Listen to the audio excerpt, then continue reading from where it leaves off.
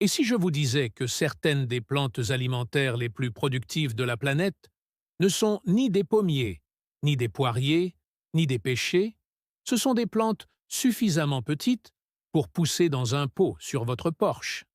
Des plantes que les jardiniers amateurs et les adeptes de l'autosuffisance connaissent depuis des générations. Des plantes qui surpasseront largement vos arbres fruitiers en termes de rendement au mètre carré, au dollar dépensé et à l'heure de travail investie. La plupart des gens passent des années à choyer un arbre fruitier, à attendre sa maturité, à le protéger des maladies et des parasites, sans jamais s'arrêter pour regarder les arbres fruitiers rampants, compacts et à la croissance explosive qui se trouve juste à leurs pieds. Aujourd'hui, je vais vous en montrer 20. Et ces performances ne sont pas seulement impressionnantes en théorie. Ce sont des plantes dont les rendements sont documentés. Des plantes sur lesquelles les maraîchers professionnels et les agriculteurs amateurs sérieux comptent discrètement, tandis que tous les autres plantent des vergers. Restez dans les parages, car le numéro 13 de cette liste peut produire des centaines de fruits individuels à partir d'un seul plant en une seule saison. Et la variété numéro 20 est si dense et si tenace que les maraîchers peuvent la récolter chaque semaine, presque indéfiniment, sur une surface plus petite qu'un paillasson. N'oubliez pas de vous abonner, car nous publions chaque semaine de nouvelles vidéos sur la façon de produire plus de nourriture dans moins d'espace, de dépenser moins d'argent et de bâtir une véritable sécurité alimentaire. Entrons dans le vif du sujet. Voici 20 petites plantes qui produisent plus de nourriture que les arbres fruitiers, classées de l'impressionnant à l'absolument époustouflant. En premier lieu, les fraises, la plante qui se multiplie d'elle-même. Commençons par les fraises, car aucune autre plante de cette liste ne fait une meilleure première impression lorsqu'on comprend son rôle. Un seul plant de fraisier produit environ 1,4 kg de fruits par saison. Ce n'est pas là l'aspect impressionnant.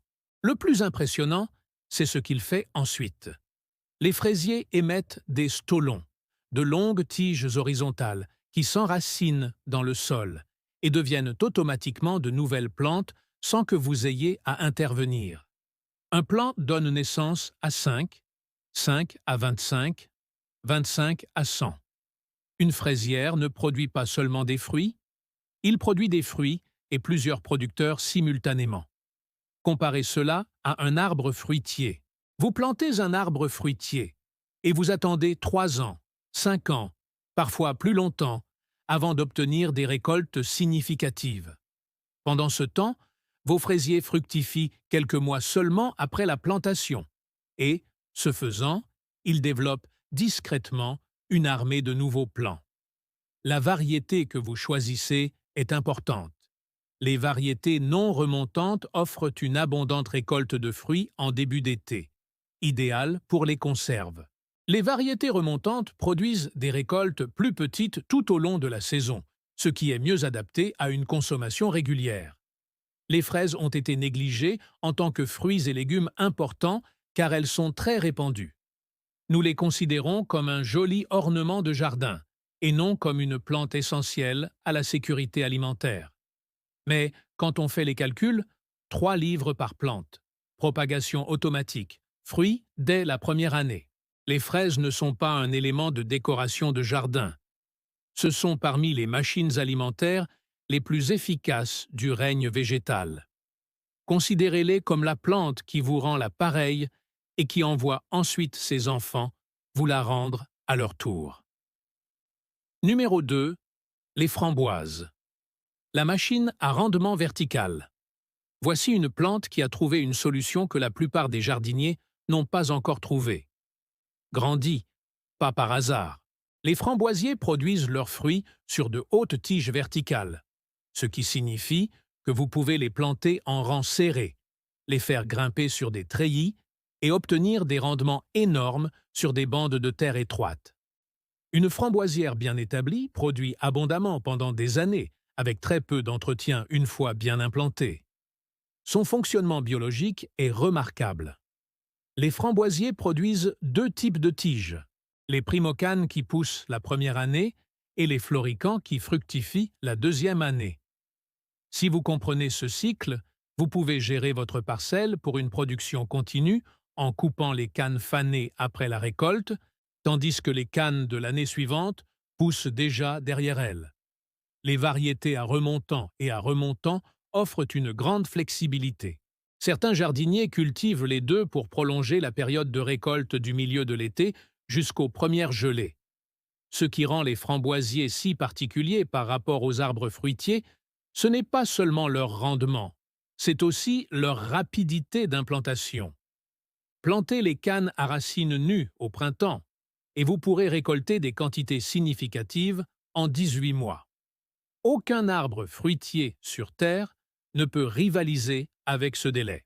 On a sous-estimé les framboisiers parce que leurs tiges sont épineuses et que leur gestion paraît compliquée au premier abord.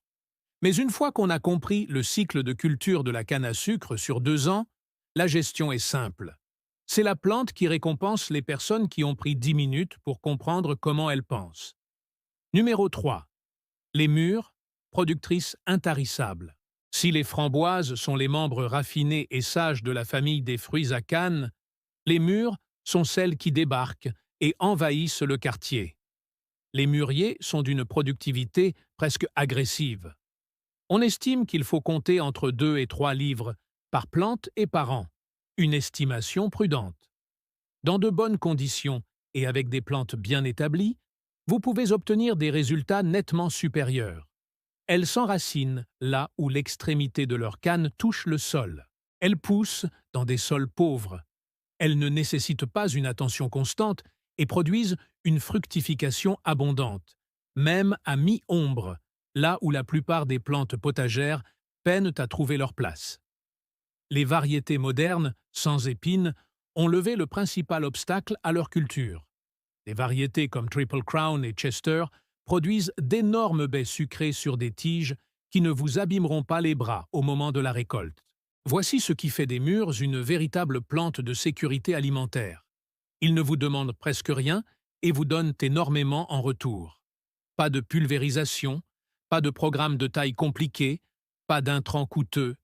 Plantez-les, donnez-leur un appui et écartez-vous de leur chemin. Les mûres étaient évitées dans les jardins potagers, car les mûres sauvages sont considérées comme une mauvaise herbe, et les gens associent cette plante à cette réputation d'espèce envahissante. Mais les variétés sans épines cultivées, avec des systèmes racinaires contenus, constituent une toute autre proposition. C'est la plante qui a été injustement jugée pour le comportement de ses cousines sauvages. Numéro 4. Les myrtilles. La récompense du patient. Les myrtilles demandent le plus de patience de toute cette liste. Mais ce que l'on obtient lorsque cette patience est récompensée est extraordinaire. Un plant de myrtille mature, et on parle de 5 à 7 ans pour atteindre sa pleine maturité, peut produire de 10 à 20 livres de fruits par an et par plant, à partir d'un arbuste qui peut mesurer 4 pieds de haut et 3 pieds de large.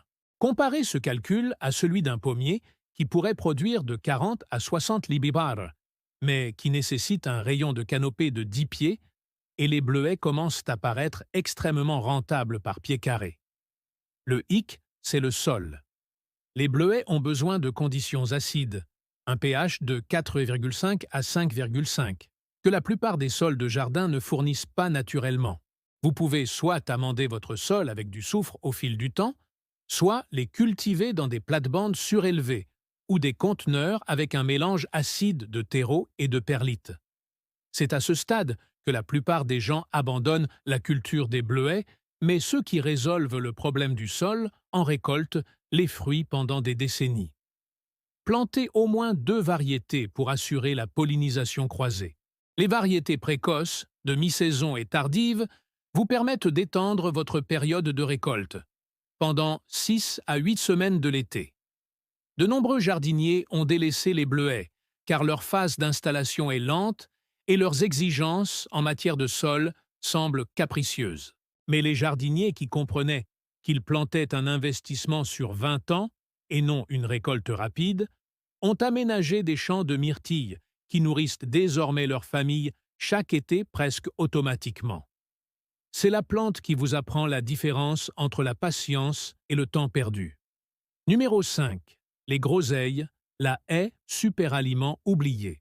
Nous allons maintenant aborder des plantes que la plupart des jardiniers américains ont presque complètement oubliées. Et c'est une véritable tragédie. Les groseilliers, rouges et noirs, comptent parmi les arbustes fruitiers de petite taille les plus productifs qui soient. Ils donnent une fructification abondante quelques années seulement après leur plantation.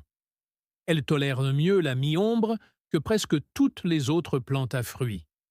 Ils sont résistants aux maladies. Ils ne nécessitent pratiquement aucun entretien. Et elles peuvent être plantées pour former une haie dense et productive qui, simultanément, produit de la nourriture et structure votre jardin. Le cassis, en particulier, est un concentré de nutriments. Sa teneur en vitamine C est extraordinairement élevée, nettement supérieure à celle des oranges, et sa saveur est intense, complexe et incomparable à tout ce que vous trouverez en supermarché. Un seul arbuste de groseillier bien établi peut produire de 4 à 10 livres de fruits par an sur une surface au sol plus petite que la plupart des chaises de patio. Les courants d'air ont été légalement interdits dans de nombreux États américains au début des années 1900, car on pensait qu'ils propageaient une maladie affectant les pins blancs. La plupart de ces interdictions ont depuis été levées, mais le souvenir culturel du groseillier comme plante alimentaire a pratiquement disparu du jardinage américain. Toute une génération a grandi sans savoir que cette plante extraordinaire existait. C'est le fruit que la prohibition a volé aux jardins américains, et la plupart des gens ne savent même pas qu'ils devraient s'en indigner. Numéro 6. Les groseilles à maquereau. Forte densité, forte récompense. Les groseilles à maquereau sont les cousines tout aussi oubliées de curants, et elles méritent exactement la même réhabilitation. Les groseilliers à maquereau compacts portent une quantité étonnante de fruits sur leurs branches. Les baies pendent en grappe le long de chaque tige, et au plus fort de la production, le buisson tout entier semble décoré pour une sorte de fête des récoltes. Un groseillier bien développé produit de 5 à 10 livres par an. La saveur d'une groseille à maquereau parfaitement mûre, gorgée de soleil, douce, offrant un équilibre parfait entre le sucré et l'acidulé, est une expérience que la plupart des gens dans ce pays n'ont tout simplement jamais vécue. Les jardiniers européens ont toujours su ce qu'ils possédaient. Les jardiniers américains l'ont en grande partie oublié. Les groseilles à maquereau tolèrent mieux les sols argileux lourds et la mi-ombre que la plupart des plantes fruitières. Ils sont froids et robustes. Ils ne sont pas particulièrement sujets aux parasites. Ils produisent de manière fiable année après année avec un minimum d'intervention. Ce qui a fait disparaître les groseilles à maquereau de la conscience américaine, c'est la même panique liée à la rouille vésiculeuse du pin blanc qui a frappé les courants. Conjuguée à une évolution d'après-guerre vers une culture de supermarché où les seuls fruits qui valaient la peine d'être cultivés étaient ceux qui pouvaient être emballés et expédiés commercialement. Les groseilles à maquereau ne se conservent pas bien. Ce sont des fruits de jardin, destinés à être consommés là où ils poussent. Ce n'est pas une faiblesse, c'est une invitation. Ce sont les fruits que les supermarchés n'ont pas su exploiter. Alors, ils ont tout simplement fait comme si ça n'existait pas. Numéro 7. Les baies de miel. Le hashish, premier fruit du printemps. Les baies de miel résolvent un problème dont vous n'aviez peut-être même pas conscience. Que récolte-t-on quand tout le reste est encore à des semaines de là? Les baies de Haskap mûrissent avant les fraises, avant les cerises, parfois même avant tous les autres fruits frais du jardin. Si, fin mai, vous vous êtes déjà retrouvé dans votre jardin, affamé de quelque chose de frais et de cultivé maison, les baies de miel sont la solution. Les buissons sont d'une robustesse à toute épreuve, presque incroyable. Certaines variétés tolèrent des températures bien inférieures à 40 degrés. Elles prospèrent dans des climats où d'autres baies peinent à survivre. Le fruit lui-même est oblong, d'un bleu-violet profond, avec une saveur qui rappelle un mélange de myrtille et de framboise, avec une pointe presque florale. Plantez 2 variétés ou plus pour favoriser la pollinisation croisée.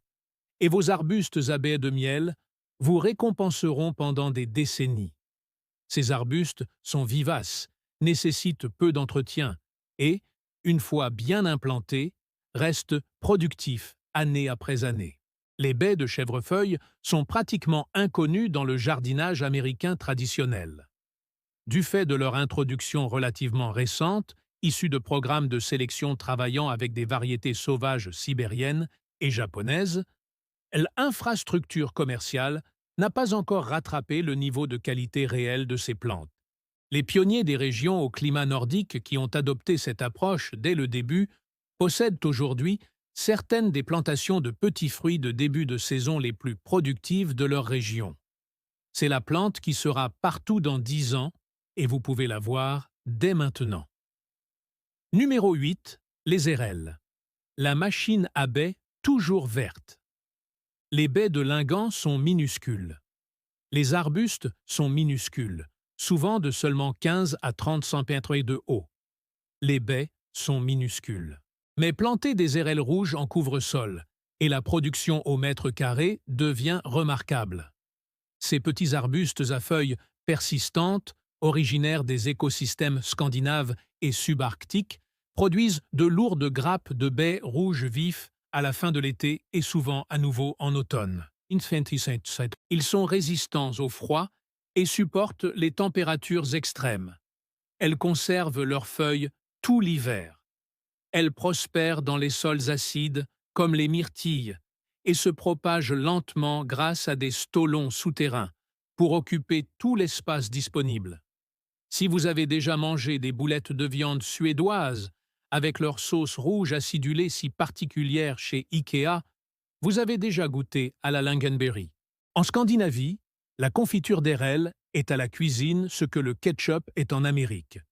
Omniprésent, apprécié et considéré comme essentiel. Mais dans les jardins américains, presque personne n'en cultive. Sa saveur est plus prononcée et plus complexe que celle de la canneberge, avec une acidité qui se marie à merveille avec les plats salés, le gibier et les fromages riches. Son profil nutritionnel est excellent et, une fois implanté, le couvre-sol de baies de Lingon se gère pratiquement tout seul. Les baies de Lingon ont été oubliées dans la culture culinaire américaine tout simplement parce qu'il n'existait aucune infrastructure commerciale pour les introduire. Elles ne se transportent ni ne se conservent comme les canneberges. Ce sont des légumes destinés à ceux qui les cultivent, ce qui signifie que ces derniers possèdent quelque chose de vraiment spécial que la plupart de leurs voisins n'ont pas.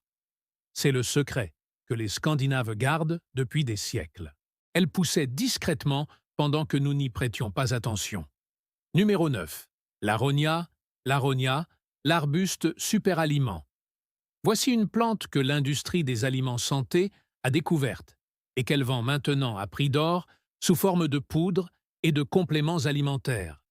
Et il se peut même qu'elle pousse déjà comme plante ornementale dans votre quartier sans que personne ne se rende compte qu'elle est comestible. Les baies d'aronia poussent en grappes massives et lourdes qui, à pleine maturité, font ployer les branches de l'arbuste sous leur poids. Le rendement par plante est extraordinaire. Un arbuste d'aronia adulte peut produire de 15 à 30 livres de baies par an. Ces arbustes sont originaires d'Amérique du Nord, rustiques, résistants aux maladies, tolérants à la sécheresse une fois établis et ne nécessitent pratiquement aucun entretien. La saveur est intensément vive lorsqu'on la consomme fraîche. Le nom baie d'aronia est honnête, mais cuite, en jus ou séchée, l'aronia devient quelque chose d'exceptionnel. Sa teneur en anthocyane est parmi les plus élevées de toutes les baies, ce qui explique pourquoi elle est devenue un superaliment. Chérie, les gens qui paient 30 $ pour de la poudre d'aronia pourraient tout simplement faire pousser 3 buissons. L'aronia pousse dans des conditions difficiles où d'autres fruits ne survivent pas. Sols humides, argiles lourdes, mi-ombre, l'aronia s'adapte à tout. Plantez-la comme haie, brise-vent, stabilisateur de pente, et récolter d'énormes quantités de l'un des aliments les plus riches en antioxydants du règne végétal, à partir d'une plante qui pousse pratiquement toute seule. L'aronia a été délaissée comme plante alimentaire car elle était cultivée comme plante ornementale, appréciée pour son magnifique feuillage rouge d'automne. Et personne n'a pris la peine de dire aux jardiniers américains que les baies qui pendaient de ces magnifiques arbustes étaient comestibles et extraordinairement nutritives. C'est la plante qui se cache à la vue de tous dans les projets d'aménagement paysager des banlieues. Numéro 10. Variété compacte d'argousier, l'or orange. Nous avons déjà parlé de l'argousier dans un autre contexte, en tant que plante médicinale, mais en tant que producteur alimentaire, les variétés compactes d'argousier sont extraordinaires. Les baies poussent si densément serrées le long des tiges que les récolter revient à retirer les perles d'un fil. Le rendement par arbuste lors d'une bonne année de fructification est remarquable. Les branches plient littéralement sous le poids. Les baies sont intensément acidulées, extrêmement riches en vitamines et en acides gras oméga. Un orange absolument éclatant. Ce jus est consommé quotidiennement en Russie et en Asie centrale comme tonique. Cette huile est utilisée dans les soins de la peau haut de gamme. On peut en faire du jus, des sirops, les ajouter au smoothie ou les transformer en confiture. Une cuillère à café de jus d'argousier contient plus de vitamine C que plusieurs oranges. Des variétés compactes, adaptées à la plantation en jardin, sont désormais disponibles et beaucoup plus faciles à gérer que les grands arbustes rampants des plantes sauvages. Plantez un plant mâle et un plant femelle pour la pollinisation.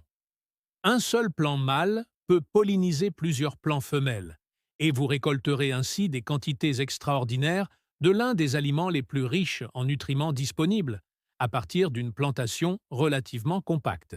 L'argousier a été oublié dans la culture culinaire américaine pour la même raison qu'il a été oublié en médecine.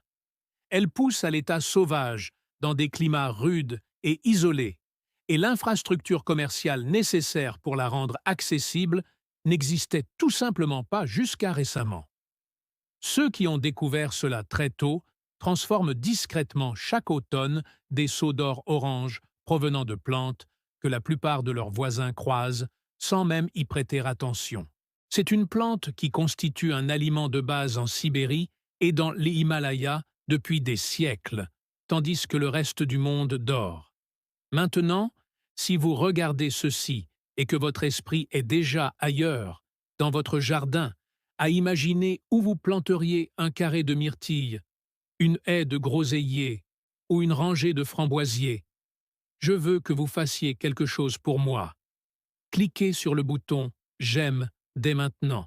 Cela indique à l'algorithme que ce type de contenu est important et permet à cette vidéo d'atteindre les personnes qui s'efforcent de construire une véritable sécurité alimentaire et de produire plus avec moins. Et si vous n'êtes pas encore abonné à la chaîne, cliquez sur le bouton « S'abonner » et activez les notifications. Nous publions chaque semaine un article qui traite précisément de ce sujet. Devenir plus intelligent, pas plus gros. Très bien, continuons. Car nous allons passer des plantes ligneuses vivaces aux légumes annuels et vivaces qui surpassent largement les arbres fruitiers en termes de productivité au mètre carré. Numéro 11. Les haricots grimpants, l'usine à protéines verticales. C'est là que la liste change de rythme.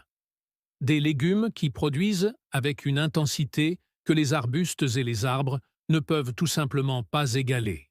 Les haricots grimpants font partie des plantes potagères les plus efficaces, qui soient si l'on considère l'ensemble de la saison. Elles poussent verticalement sur des treillis, ce qui signifie que vous exploitez un espace aérien qui autrement resterait inutilisé. Elles fixent leur propre azote atmosphérique, ce qui signifie qu'elles nourrissent le sol tout en vous nourrissant. Et surtout, ils produisent en continu. Cueillez les haricots grimpants et davantage de haricots pousseront. Arrêtez la cueillette et la production ralentit. La mission biologique de la plante est de produire des graines. Et tant que vous récoltez avant que les graines ne arrivent à maturité, la plante continue de produire sur un treillis de 1,80 m de haut et 2,40 m de large. Une rangée de haricots grimpants peut fournir à une famille des haricots frais plusieurs fois par semaine, pendant 3 à 4 mois. La valeur nutritive est authentique. Les haricots apportent des protéines, des fibres et des nutriments importants, contrairement à la plupart des fruits. Quand on pense aux plantes qui nourrissent une famille, et pas seulement à celles qui offrent des friandises, les haricots méritent d'être au cœur du débat.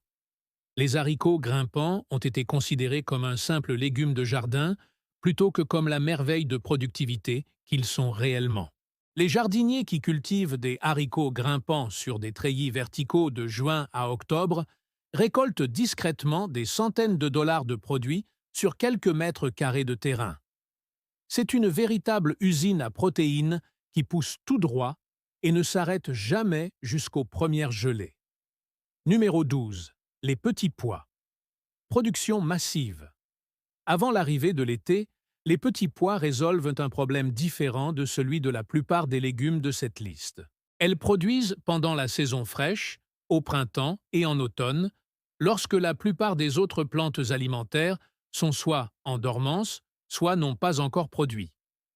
Une treille de pois en avril et mai, quand rien d'autre n'est prêt, vaut plus pour un jardinier potager que presque n'importe quoi d'autre. Le rendement au pied carré est élevé.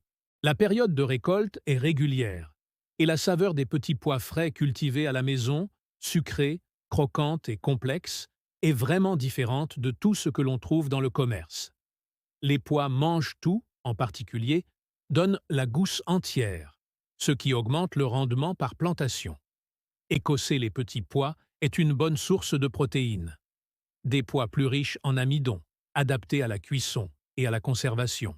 Les pois mangent tout offrent des gousses tendres, parfaites pour être consommées fraîches ou sautées. Chaque type a son utilité. La limitation est la chaleur. Les pois cessent de produire et montent en graines à l'arrivée de l'été. Mais plantez-les dès que le sol est praticable. Tuterez-les verticalement et récoltez-les intensivement pour prolonger la période de culture. Et les pois vous assureront des semaines de production abondante et continuent pendant la période de disette de la fin du printemps, lorsque la plupart des potagers attendent encore de se réveiller. Les pois ont été sous-estimés car ils sont considérés comme une culture de saison fraîche, à l'utilité limitée, mais associée aux plantations d'automne qui prennent le relais lorsque les pois de printemps ont fini de pousser. Elles permettent de couvrir les saisons que les autres cultures ne peuvent pas atteindre. Ce sont des plantes qui commencent à produire, alors que vos arbres fruitiers sont encore en fleurs. Numéro 13. Tomate cerise. La plante aux centaines de fruits. Et voilà, la plante dont je vous ai parlé au début. Celle qui produit des centaines de fruits individuels à partir d'une seule plante en une seule saison. Les tomates cerises sont, à poids égal, à calories égales et à prix égal, l'une des cultures potagères les plus productives qui soit. Un seul plant de tomates cerises indéterminé, vigoureux et correctement tutoré, correctement fertilisé et cultivé en plein soleil, peut produire des centaines de tomates au cours d'une saison, et plusieurs kilos par semaine en période de production maximale. Réfléchissez à ce que cela signifie. Un seul plant occupant environ 2 pieds carrés de terrain permet de récolter des fruits frais de juillet jusqu'au gelé. La production est si abondante que la plupart des jardiniers se retrouvent avec plus de tomates qu'ils ne savent qu'en faire. Des variétés comme la Sunold, la Black Cherry et la Sweet Million sont presque légendaires parmi les jardiniers amateurs de légumes, et ce pour une bonne raison. Une saveur que les tomates de supermarché n'ont pas. Une production incessante et une douceur qui les fait disparaître plus vite qu'on ne peut les cueillir. Les exigences culturelles sont importantes. Plein soleil, arrosage régulier, bonne fertilité, mais il faut respecter ces exigences. Et le plant de tomates cerises est ce qui ressemble le plus à un arbre fruitier qui pousse en une seule saison, sauf qu'il produit dès la première année à partir de graines en 4 mois. Les tomates cerises ont été considérées comme une simple curiosité de jardin, alors qu'elles constituent en réalité un outil de production alimentaire important. Quiconque a déjà cultivé un treillis à 3 plants de tomates cerises indéterminées pendant toute une saison sait de quoi je parle. C'est la machine à fruits par excellence, qui tient dans un pot sur votre terrasse et surpasse la plupart des arbres fruitiers nains dès son premier été. Numéro 14. Treillis à concombre. La vigne explosive. Les concombres cultivés sur un treillis sont une proposition fondamentalement différente des concombres rampant au sol. Le treillage vertical résout 3 problèmes simultanément. Cela permet de garder les fruits propres et droits. Elle optimise la circulation de l'air pour réduire les maladies. Et il permet de cultiver d'énormes quantités de concombres sur une surface très réduite. Un simple treillis de 5 ou 6 plants de concombres de 1,80 m de haut et 1,80 m de large peut produire des dizaines de concombres par semaine en pleine saison. Le secret réside précisément dans ce qui fonctionne avec les haricots grimpants. Continuez la récolte. Dès qu'on laisse un concombre arriver à pleine maturité sur la plante, sa croissance ralentit. Récoltez jeune, récoltez souvent, et les plants continueront à produire à une vitesse remarquable. Un concombre, qui n'était qu'un petit bout lundi, peut être prêt à être cueilli dès jeudi. Le concombre est l'un des aliments les plus riches en eau que l'on puisse cultiver, ce qui est important. En pleine chaleur estivale, les concombres frais du jardin sont rafraîchissants, hydratants et, une fois vos plants bien établis, pratiquement gratuits. Le concombre a été sous-estimé en tant que plante de production alimentaire, car c'est un produit saisonnier qui ne se conserve pas bien frais. Mais en plein été, lorsque la production atteint son apogée, une culture de concombre sur treillis produit plus de nourriture par mètre carré et par semaine que presque n'importe quelle autre plante du jardin.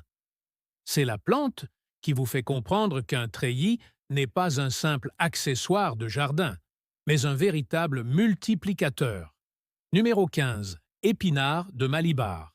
L'usine à feuilles de la saison chaude. Voici une plante que la plupart des jardiniers de ce pays n'ont jamais cultivée et qui mérite bien plus d'attention qu'elle n'en reçoit. L'épinard de Malibar n'est pas vraiment un épinard. C'est une vigne tropicale qui produit des feuilles épaisses, brillantes et comestibles tout l'été, malgré la chaleur qui tue les vrais épinards. Lorsque vos épinards de printemps sont montés en graines et que la chaleur estivale a eu raison de votre laitue, l'épinard de Malibar prend son rythme et grimpe sur son treillis. Les feuilles sont épaisses et légèrement charnues, avec une saveur douce qui se prête aussi bien aux salades fraîches qu'à la cuisson, comme des épinards classiques. Les vignes peuvent atteindre 2,5 à 3 mètres de hauteur en une saison, produisant une croissance dense entièrement recouverte de feuilles comestibles. Une seule plante, correctement tutorée, peut fournir à une famille des légumes verts frais pendant toute la saison chaude de l'été. Son profil nutritionnel est excellent, riche en vitamines A et C, en calcium et en fer. Il s'agit d'une véritable production alimentaire nutritive, et non pas simplement de volume. L'épinard de Malibar a été négligé parce qu'il s'agit d'une plante tropicale qui nécessite d'être cultivée à l'intérieur dans les climats nordiques, et parce que la plupart des catalogues de semences ne le proposaient pas jusqu'à récemment. Mais les jardiniers qui l'ont découverte ont réalisé qu'ils avaient trouvé la solution au manque de légumes verts en été. Cette période frustrante où les récoltes de printemps sont terminées et les récoltes d'automne ne sont pas encore prêtes. C'est la plante qui ne cesse de vous nourrir. Quand la chaleur estivale a chassé toute autre verdure du jardin. Numéro 16. Le chou frisé. La plante qui ne s'arrête jamais. La réputation du chou cal comme super-aliment et légume tendance occulte sa véritable nature. L'une des plantes potagères les plus productives, robustes et à longue saison disponibles pour le jardinier amateur. Un plant de chou frisé, mature, récolté correctement, en prélevant les feuilles extérieures et en laissant le cœur de la plante, peut produire pendant des mois. Dans les climats doux, le chou frisé pousse toute l'année. Dans les climats plus froids, Il survit souvent aux gelées légères et peut être récolté jusqu'aux fortes gelées d'automne, puis à nouveau au début du printemps lorsqu'il repousse à partir de la racine. Une seule plantation de choux frisés occupe un petit espace et fournit une récolte constante de légumes verts du début de l'été jusqu'à l'hiver. Sa densité nutritionnelle est extraordinaire. Le chou frisé est véritablement l'un des aliments les plus riches en nutriments que l'on puisse cultiver sous un climat tempéré. La technique de récolte est importante. Ne retirez que les feuilles extérieures. Laissez toujours le point de croissance central intact, et vos plants de choux frisés continueront à générer de nouvelles pousses en continu. Si vous considérez le chou frisé comme une récolte unique, vous passerez à côté de la plupart de ses bienfaits. Le chou frisé a longtemps été considéré comme un simple fourrage pour le bétail, avant que sa réputation nutritionnelle ne soit réhabilitée. Puis, elle a été considérée comme une tendance surfaite. La vérité est quelque part de plus simple. Le chou frisé est une plante potagère remarquablement productive, résistante au froid, et qui repousse après chaque coupe, et qui mérite sa place au jardin à chaque saison. C'est la plante qui refuse de s'arrêter même quand la saison le lui ordonne. Numéro 17. Laitue. Variété à couper et à repousser. Le retour sur investissement le plus rapide. Rien d'autre dans le jardin n'égale la laitue en termes de rapidité de retour sur investissement. Les variétés à feuilles détachées, à récolter et à repousser, contrairement aux laitues paumées qui ne donnent lieu qu'à une seule récolte, peuvent être mises en culture et produire des feuilles récoltables en seulement 3 à 4 semaines. Coupez les feuilles extérieures et la plante repousse. Coupez à nouveau dans une semaine ou deux, et encore et encore. Un petit pot ou une barquette de laitue mélangée, coupée et à repousser, bien entretenue, peut fournir quotidiennement des salades fraîches pendant des semaines sur une surface de la taille d'une planche à découper. La culture successive, qui consiste à semer un nouveau plateau toutes les 2 à 3 semaines, permet d'étendre cette production à toute la saison fraîche. La situation économique est désastreuse. Un sachet de graines de laitue en vrac coûte 2 $ et produit plus de salades que vous ne pourriez en acheter pour 50 $ à l'épicerie. Cultivée en pot sur un balcon en 3 semaines, la laitue a été considérée comme un simple légume de départ pour les jardiniers débutants, ce qu'elle est, mais son potentiel en tant qu'outil de production alimentaire sérieux a été sous-estimé. Dans les jardins urbains, les jardins en conteneurs, les petits espaces de culture, rien ne vaut la laitue en termes de rapport effort-récolte. C'est la plante qui prouve qu'on n'a pas besoin de grandes surfaces pour cultiver des aliments de qualité. Numéro 18. Betterave. 2 récoltes à partir d'une seule plante. Voici une plante qui offre un véritable avantage 2 en 1 que la plupart des jardiniers ignorent ou dont ils ne profitent pas pleinement. La betterave produit une racine comestible, des fanes sucrées, terreuses et nutritives, qui comptent parmi les meilleurs légumes verts à cuisiner du jardin. Vous n'avez pas à choisir entre la racine et les feuilles. Vous obtenez les deux. Éclaircissez vos plants de betterave et consommez les jeunes pousses comme des micro-pousses. Récoltez les feuilles extérieures tout au long de la saison, au fur et à mesure que les racines se développent. Arrachez les racines à maturité et mangez-les aussi.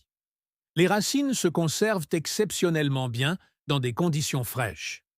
Un carré de betterave peut fournir des légumes racines qui se conservent dans une cave ou un réfrigérateur tout au long de l'hiver, prolongeant ainsi votre approvisionnement en aliments cultivés à la maison bien au-delà de la fin de la saison du jardin. Les betteraves poussent également rapidement. De nombreuses variétés produisent des racines récoltables en 50 à 60 jours. Les semis successifs au printemps et à la fin de l'été pour la récolte d'automne permettent d'optimiser la saison. Elles tolèrent le gel léger et leur saveur s'améliore même après une période de gel, qui transforme l'amidon en sucre. La betterave a été sous-estimée en partie parce que les betteraves en conserve donnaient aux gens une fausse impression de leur saveur. Les betteraves fraîchement rôties du jardin sont un tout autre aliment. Doux, complexe, rien à voir avec leurs homologues en conserve. et les légumes verts sautés à l'ail et à l'huile d'olive sont exceptionnels. C'est une plante à double récolte qui récompense les jardiniers attentifs à ce qu'elle a réellement à offrir. Numéro 19. Bête à carde. La bête à carde, productrice de légumes verts à feuillage persistant pendant des mois, est la base d'un potager productif pour quiconque comprend son potentiel. Une plantation de bête à carde produit en continu du début de l'été jusqu'aux premières gelées, soit souvent 3 à 5 mois de récolte régulière. Comme pour le chou frisé, la technique de la coupe et de la repousse fonctionne parfaitement. Récoltez les feuilles extérieures, laissez le centre, et la plante continuera de pousser. Contrairement au chou frisé, la bête à carde supporte mieux la chaleur estivale et a tendance à être spectaculaire. Les tiges colorées de la bête arc-en-ciel transforment le jardin productif en un lieu d'une beauté authentique. Ces légumes verts sont plus doux que le chou frisé, plus polyvalents et s'intègrent à tout, des salades crues au sauté en passant par les soupes et les bols de céréales. Les tiges elles-mêmes sont comestibles et peuvent être cuites séparément. Une seule rangée de bêtes à carde peut fournir à un ménage des légumes verts plusieurs fois par semaine, pendant tout l'été et l'automne. Cette culture nécessite un espace minimal, des intrants minimes et pratiquement aucun entretien après la récolte. La bête à carde a été traitée comme un légume secondaire, quelque chose que l'on cultive lorsqu'on a de la place, alors qu'elle devrait être plantée comme une culture principale, dédiée et sérieuse dans chaque potager. Les jardiniers qui le considèrent comme une simple formalité se privent de mois de nourriture gratuite et nutritive. C'est la plante qui demande si peu et donne tant qu'il est presque gênant de constater à quel point elle est souvent négligée. Numéro 20. Oignons verts et ciboulette. La récolte qui ne finit jamais. Et nous voici au numéro 20, celui que j'ai gardé pour la fin, car c'est peut-être la plante alimentaire la plus discrètement extraordinaire que vous puissiez cultiver. La ciboulette est une plante vivace. Il suffit de les planter une fois pour qu'elles reviennent chaque année, indéfiniment, sans presque aucun entretien. Elles apparaissent au début du printemps, avant la plupart des autres plantes alimentaires, et elles continuent à produire pendant toute la saison de croissance. Taillez-les à 1 pouce au-dessus du sol et elles repousseront en une semaine. Recoupez-les encore et encore. Plus vous les plantez densément, plus vous pourrez récolter. Une touffe de ciboulette d'un pied de large, récoltée tous les 10 jours, fournit un approvisionnement quasi continu d'oignons frais, aromatisés pour la cuisine pendant toute la saison. Les oignons verts fonctionnent de la même manière. Plantés densément dans un conteneur ou une plate-bande surélevée, les oignons verts peuvent être récoltés en coupant les fanes et en laissant la base repousser. On peut appliquer le même principe de coupe et de repousse qui fonctionne pour la laitue et la bête à carde, ou arracher les plants entiers et replanter les bulbilles récupérées pour que le cycle se poursuive indéfiniment. La valeur gustative de la ciboulette fraîche et des oignons verts dans la cuisine quotidienne est disproportionnée par rapport à l'espace qu'ils occupent. Un pot de ciboulette de 10 cm de diamètre, posé sur le rebord de la fenêtre de la cuisine et régulièrement récolté, fournit des semaines d'herbes fraîches. Un carré de 8 pieds carrés d'oignons verts, plantés de manière dense et entretenus pour une récolte continue, peut subvenir aux besoins en oignons d'une famille tout au long de la saison de croissance, sur une surface plus petite que la plupart des tables basses. La ciboulette et les oignons verts étaient considérés comme des plantes ornementales. Agréables à avoir, mais pas un plat sérieux. C'est tout à fait faux. En termes de valeur par pouce carré d'espace de jardin, ils surpassent presque tous les autres éléments de cette liste.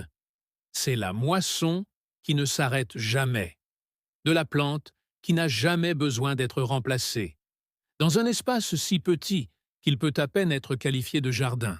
Elles nous rappellent que les plantes les plus productives ne sont pas toujours les plus grandes. Ce sont ceux qui continuent de donner discrètement, sans rien exiger en retour, saison après saison. Si cette vidéo a changé votre vision de votre jardin ou vous a fait réaliser que vous n'avez pas besoin d'un verger pour cultiver des aliments de qualité, n'hésitez pas à cliquer sur le bouton « J'aime ». Cela permet vraiment à cette chaîne d'atteindre les personnes qui ont le plus besoin de ces informations. Laissez un commentaire ci-dessous et dites-moi quelle plante vous ajoutez à votre jardin cette saison. Allez-vous opter directement pour les arbustes à baies, construire un système de treillis vertical ou planter ce parterre de fleurs à couper et à repousser que vous remettez à plus tard depuis des années? Je lis tous les commentaires et j'adore vraiment savoir ce que vous cultivez. Et si vous n'êtes pas encore abonné à la chaîne, faites-le maintenant. Chaque semaine, nous publions des articles sur la façon de cultiver plus de nourriture dans moins d'espace, de dépenser moins et de construire une sécurité alimentaire qui ne dépende pas d'une épicerie située à 30 mètres. Le savoir est ici. Les graines sont disponibles.